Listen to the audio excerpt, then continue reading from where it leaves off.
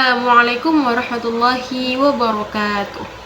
Perkenalkan, nama saya Intan Syira Madani. Saya mahasiswa Prodi Pendidikan Agama Islam kelas 4 PIA dengan NIM 2414010009. Di sini saya akan menjelaskan tafsir Tarbawi Quran Surah Al-Jumu'ah ayat 9 sampai 11. Pertama saya akan membacakan Quran Surah Al-Jumu'ah ayat 9 sampai 11. A'udzu billahi minasy syaithanir rajim. Bismillahirrahmanirrahim. Ya ayyuhalladzina amanu idza nudiya lis-salati min yaumil jumu'ah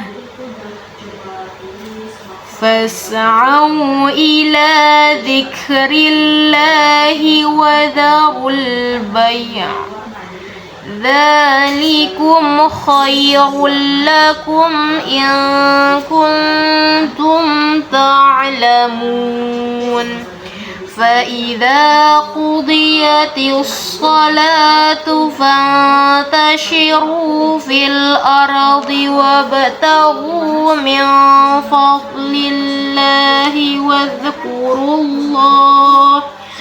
واذكروا الله كثيرا لعلكم تفلحون. وَإِذَا رَأَوْا تِجَارَةً أَوْ لَهْوًا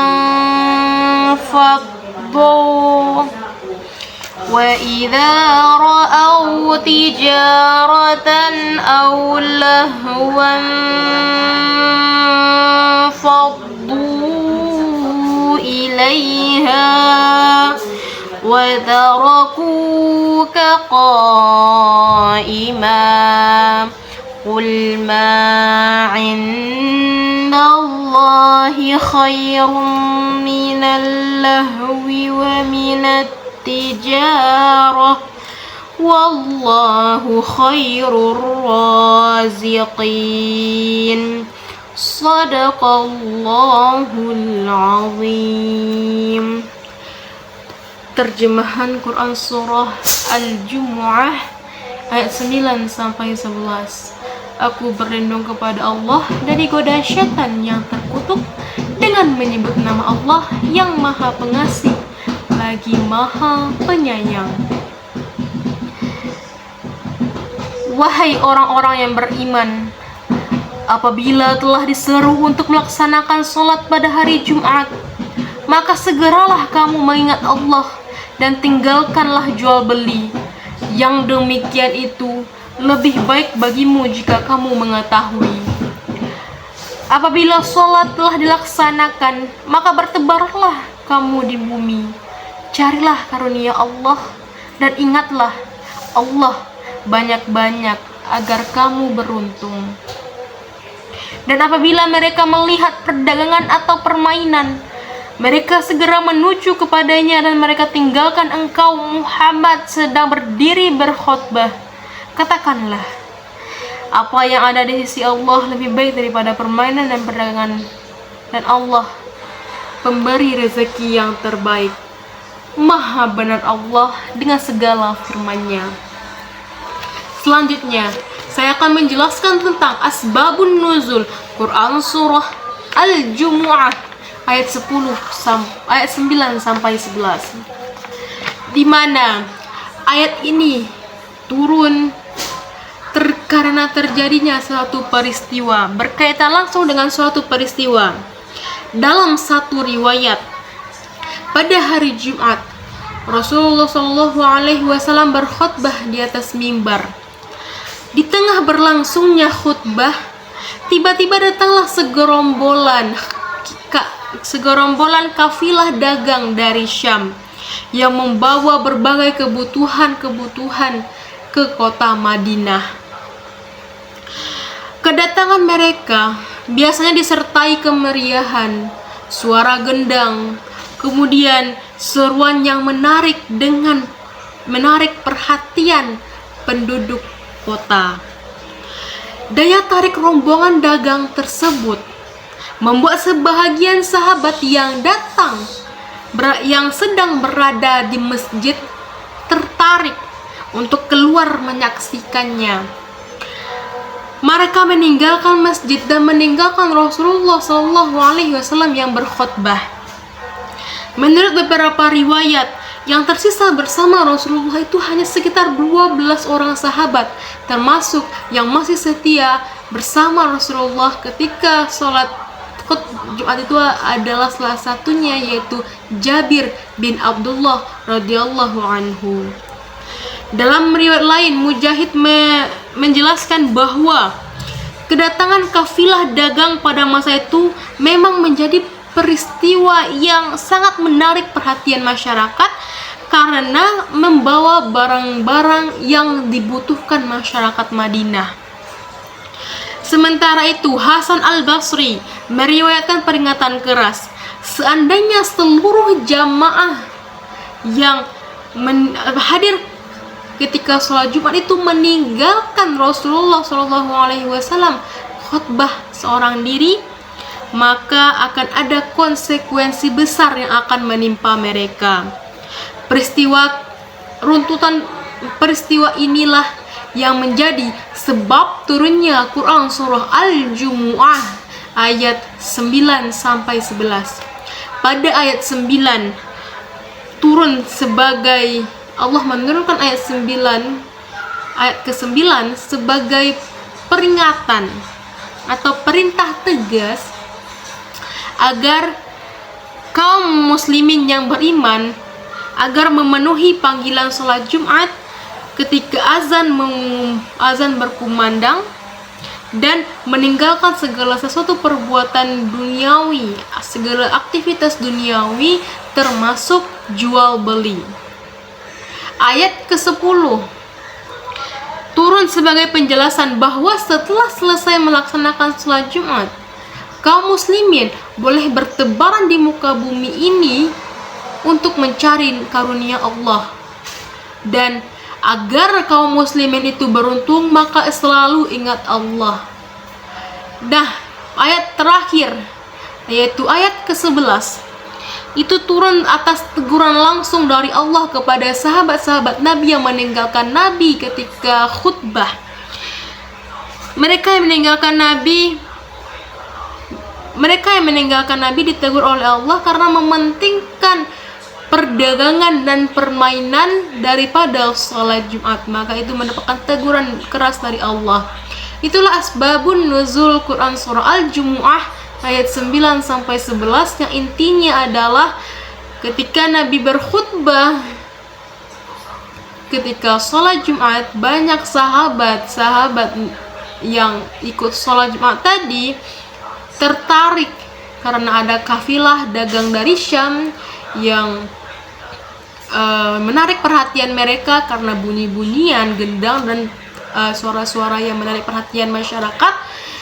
Mereka keluar dari masjid dan meninggalkan Nabi seorang diri, maka itu mendapatkan teguran keras dari Allah Subhanahu wa taala. Nah, poin-poin pendidikan yang dapat kita ambil dalam Quran surah Al-Jumu'ah ayat 9 sampai 11 ini, pertama, yaitu tentang ketaatan dan kepatuhan terhadap Allah. Di mana pastinya kita harus mengajarkan tentang taat dan patuh kepada Allah. Di mana sholat Jumat itu terdiri dari 2 rakaat dan 2 khutbah. Di mana khutbah itu termasuk rangkaian sholat Jumat, rukun sholat Jumat. Maka jika kita meninggalkan salah satu rukun, berarti sholat kita tidak sah, maka atau batal. Jadi perintah Allah itu number 1, pertama diutamakan daripada godaan syaitan seperti seperti datangnya kafilah dagang yang menarik perhatian. Maka yang kita dahulukan adalah sholat dibandingkan perdagangan dan permainan tersebut. Yang kedua, yaitu pendidikan disiplin waktu, dimana dengan adanya jadwal sholat yang telah ditetapkan, maka kita harus menyelesaikan pekerjaan itu dengan tepat waktu. Jangan sampai pekerjaan yang kita lakukan itu mengganggu aktivitas sholat kita, dan itulah pentingnya kita memanajemen waktu kita dengan baik. Yang ketiga, tentang keseimbangan antara ibadah dan aktivitas ekonomi. Manakah yang paling penting, dunia atau akhirat? Itu adalah pertanyaan yang menarik. Manakah yang paling penting, dunia dan akhirat? Maka jawabannya sama-sama penting. Sebagaimana hadis menjawab bahwa keduanya itu penting, tidak dipertentangkan dan harus dicapai keduanya. Jadi manakah yang penting, dunia atau akhirat? Maka dalam hadis jelas disebutkan bahwa tidak ada pertentangan atas keduanya, karena kedua-duanya itu sangat penting dan harus dicapai. Nah, sebagaimana hadis mengatakan, berusahalah kamu seakan-akan kamu hidup selamanya, dan dan beribadahlah kamu seakan-akan kamu mati besok. Itulah peribahasa yang biasa kita dengarkan. Nah, poin pendidikan yang selanjutnya adalah pengendalian diri dari godaan dunia. Berarti kita harus menanamkan bahwa dalam keadaan apapun, lebih tepatnya ketika kita beribadah, pastinya kita harus mengendalikan diri dari godaan dunia, karena setan itu selalu menggoda cucu Nabi Adam, anak cucu Nabi Adam sampai kiamat tiba. Maka godaan dunia itu termasuk godaan setan yang akan menjerumuskan kita ke dalam api neraka yang membuat kita kekal selama-lamanya di sana. Jadi ayat ini dapat melatih kita untuk pengendalian diri dari godaan-godaan dunia. Selanjutnya, tentang poin pendidikan selanjutnya adalah mendahulukan akhirat dari dunia. Seperti yang tadi kita jelaskan, manakah yang penting, dunia atau akhirat? Kedua-duanya penting. Tetapi manakah yang paling diutamakan? Ya pastinya paling didahulukan, bukan diutamakan, didahulukan yang pastinya aktivitas akhirat. Maksudnya di sini bukan kita bisa meninggalkan dunia karena akhirat saja, bukan seperti itu. Tapi jika datang waktu sholat, kita sholat. Jika ketika sholat ada sesuatu yang penting, maka kita dahulukan sholat kita itu. Nah, selanjutnya yang terakhir adalah antara prestasi dan ilmu. Nah, ini kedua-duanya sangat penting dan harus dicapai. Prestasi itu datang dari ilmu. Maka manakah yang pentingnya? Karena keduanya itu bukan sesuatu yang dipertentangkan, dan itu memang berhubungan. Adanya prestasi itu karena ilmu. Nah, yang paling penting itu adalah selalu mengingat Allah kapanpun dan dimanapun.